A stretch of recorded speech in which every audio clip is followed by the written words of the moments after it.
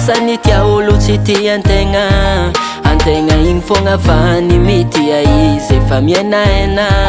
An-tegna miezaka makaty ho izy isan'andro kanefa hita mibaribary be izy efa tsy ahefa. Sapako tsara anao fa tsy tia za, fa foko tsy afaka aminao. Fitiavako izy tsy mety mifafagnarigna anazy tsy afaka andao.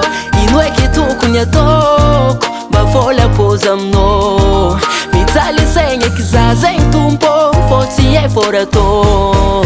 Anao na de tsy tia za fô za tsy mavoanao.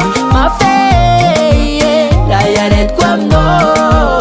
Eko anao tsy tia za fô za tsy mavoanao. Mafey raha iaretiko aminao.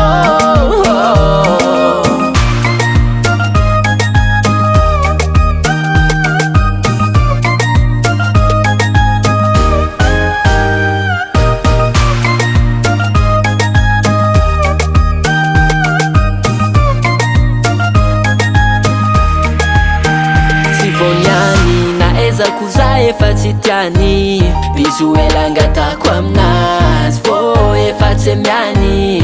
Mankalefaka za namako jiaby mahita za tsy mety miala aminazy. Eko ndraiky izy maro vady fô za ty tôkampo aminazy. Sapako tsara anao fa tsy tia za, fa fôko tsy afaka aminao. Fitiavako izy tsy mety mifafagnarigna anazy tsy afaka andao. Ino eky tokony ataoko mba vola pôzy aminao?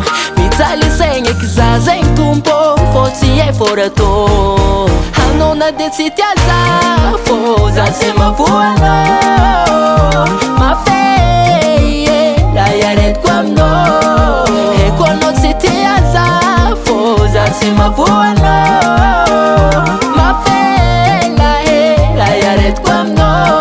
Anao na de tsy tia za za tsy mavoanao e. Mafey raha iaretiko aminazy.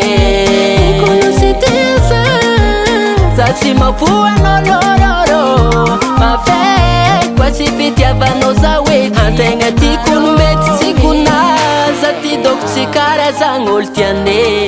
Raha tsara jiaby nataoko taminazy igny tsisy araiky mbô valiane. Za tsy keny miaraka amin'hafa fô izy ndraiky misy olo iaragna. An-tegna igny engazany ake laniny lera lany fotoagna.